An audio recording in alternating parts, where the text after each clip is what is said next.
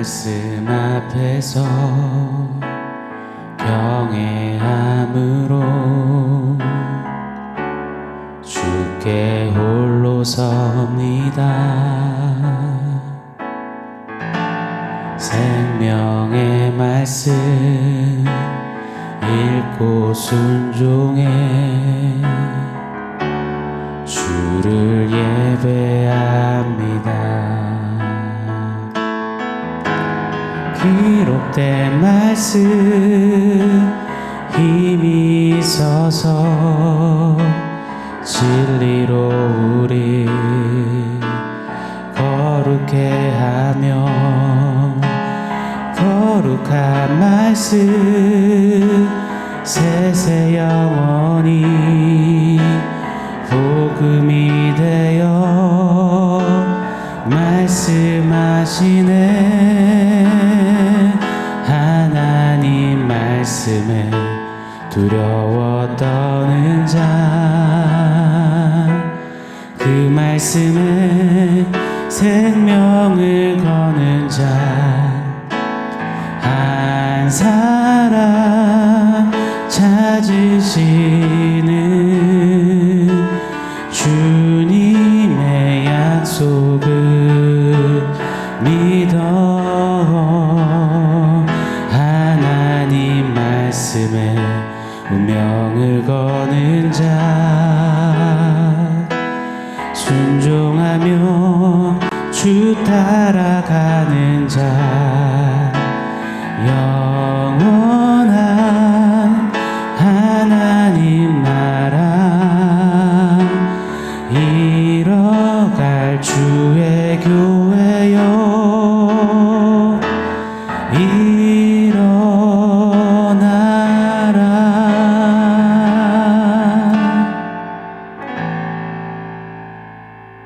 샬롬. 오늘 우리에게 주신 하나님 말씀은 요한복음 13장 18절에서 20절입니다. 우리 한 목소리로 같이 읽겠습니다. 내가 너희 모두를 가리켜 말하는 것이 아니니라. 나는 내가 택한 자들이 누구인지 알미라. 그러나 내 떡을 먹는 자가 내게 발꿈치를 들었다 한 성경을 응하게 하려는 것이니라. 지금부터 일이 일어나기 전에 미리 너희에게 일러둠은 일이 일어날 때에 내가 그인 줄 너희가 믿게 하려 함이로라. 내가 진실로 진실로 너희에게 이르노니 내가 보낸 자를 영접하는 자는 나를 영접하는 것이요 나를 영접하는 자는 나를 보내신 이를 영접하는 것이니라. 아멘. 미래학자 제레미 러프킨의 잉여인간론이라는 이론이 있습니다. 사람을 1%와 99%로 나누는 겁니다. 그리고 그 1%를 또 둘로 나눠요. 0.1%와 0.9%로 말입니다. 0.1%는 세상을 바꾸는 사람들이고 0.9%는 그 0.1%의 사람들을 알아보는 사람들이라는 겁니다. 그리고 나머지 99%의 사람들을 잉여인간이라고 분류하는 겁니다.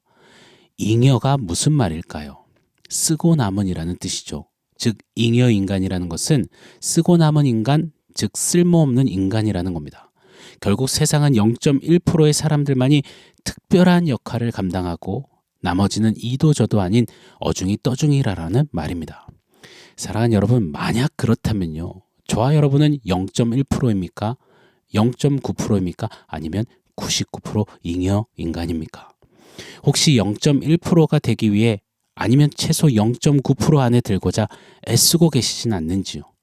혹시 우리의 소원이, 기도와 간구의 내용이 0.1%가 되는 것은 아닌지요? 주여 주여 부르짖고 찾음도 혹시 최소 0.9%가 되게 해주소서 이렇게 아뢰는 것은 아닌지요?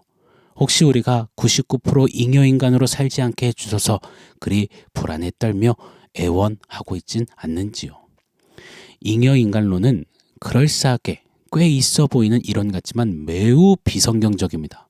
왜요? 성경은 인간을 뛰어난 인간, 특별한 인간, 특출난 인간, 남들 위에 있는 인간, 그리고 그 외에는 나머지 잉여인간 이렇게 결단코 구분짓지 않으시기 때문입니다. 성경은 먼저 모든 인간을 딱 하나로 정의하십니다.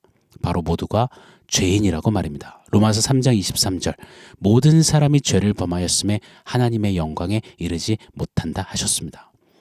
여러분, 그 죄인들끼리 그 안에서 제 아무리 0.1%면 뭐합니까? 0.9%면 뭐합니까? 다 죄인인걸요.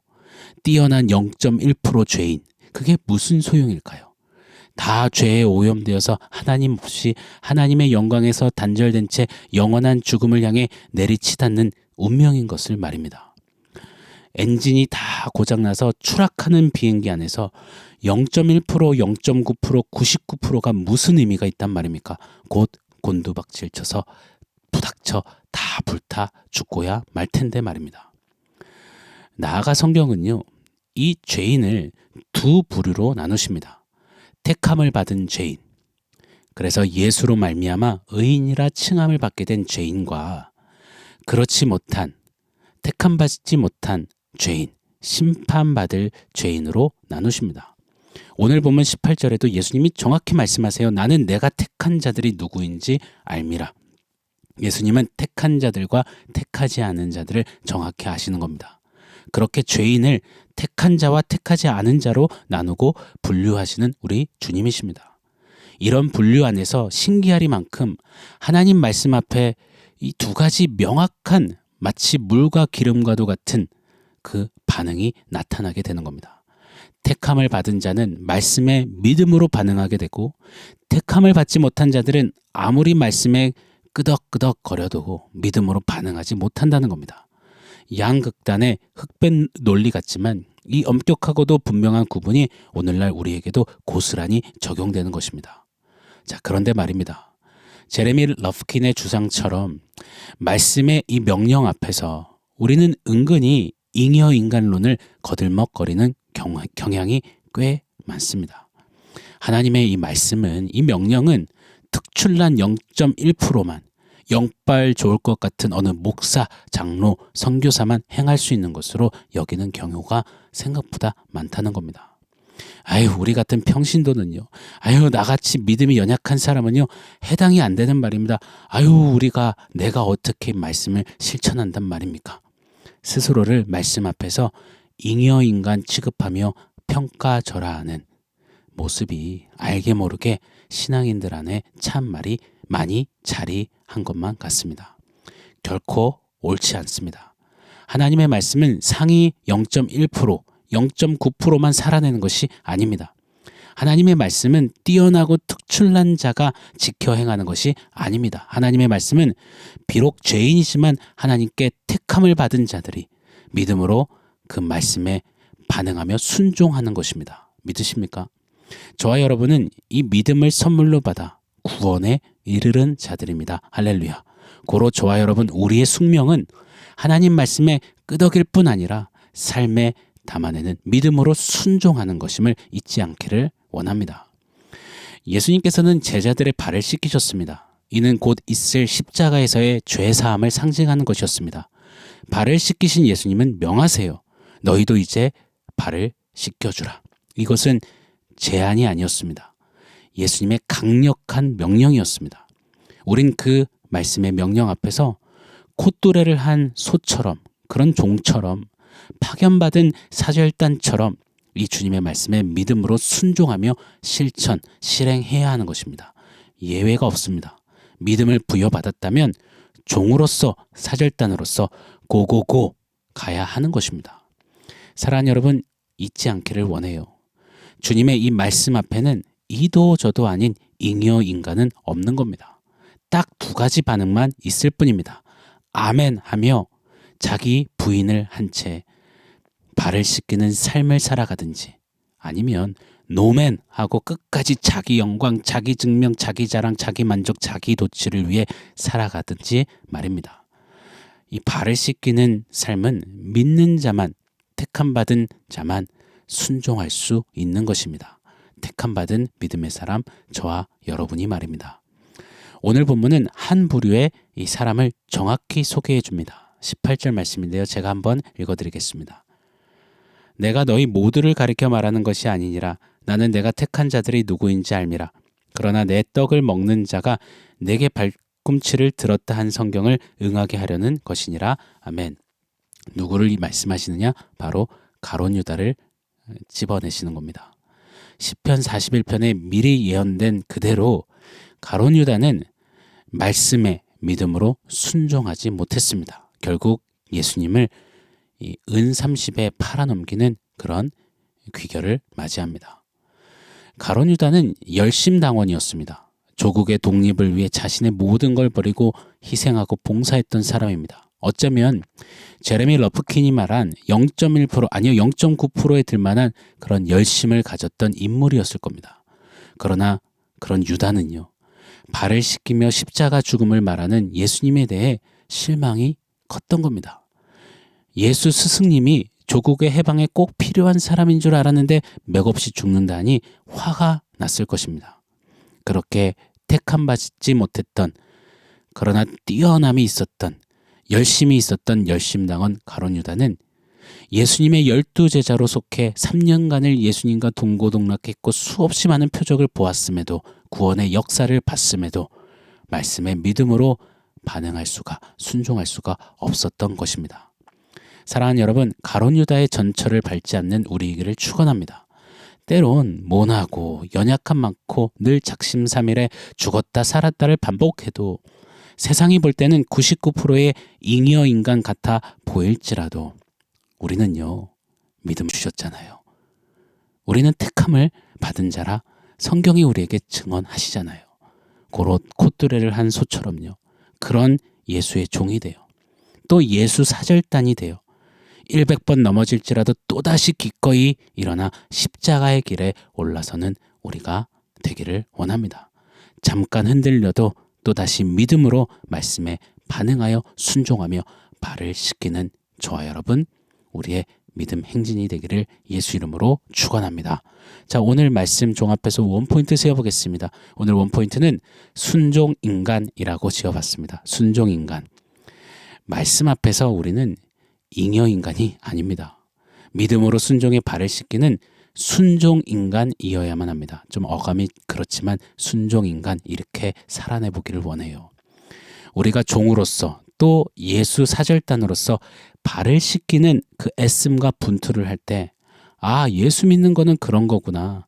잘나서 뛰어나서가 아니라 예수 때문에 믿음으로 시험과 고난도 참고 견뎌내는 것이구나. 그게 바로 신앙생활이구나. 나도 저런 믿음을 한번 갖고 싶다.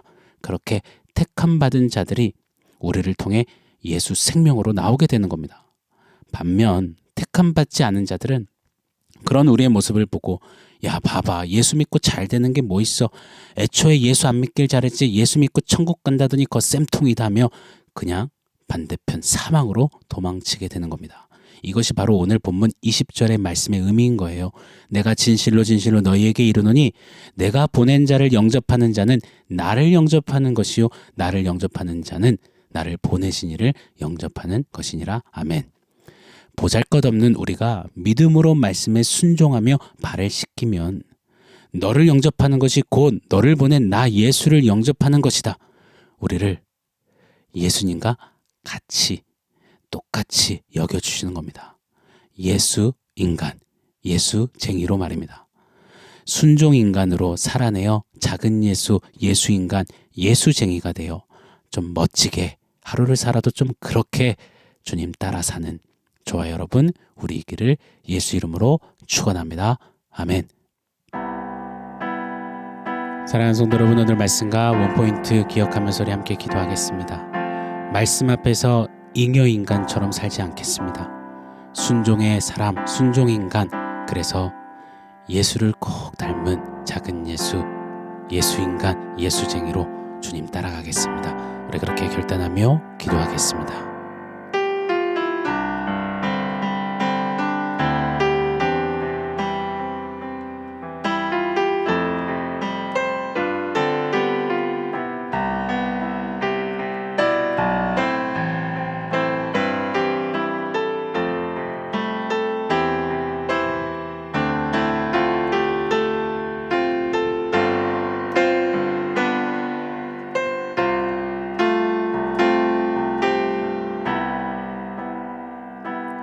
하나님, 택함을 받았다면, 믿음을 선물로 받았다면 이제 발을 씻기라, 십자가를 지라, 나를 따르라, 자기 부인하라 하신 주님 말씀에 기꺼이 따르기를 원합니다. 특출나지 않아도 모남과 연약함 투성일지라도 그래도 믿음 주셨으니, 내 발을 씻겨주셨으니 곧들을 한 예수 종으로, 예수 사절단으로 하루하루 분투하며 주님 따라가는, 말씀에 순종하는, 말씀 따라 걷고 사는 그런 예수쟁이로 주 앞에 살아내게 하여 주시옵소서. 우리는 부족하지만 주님이 그리 역사하실 것을 믿고 기대합니다. 예수님의 이름으로 기도합니다. 아멘.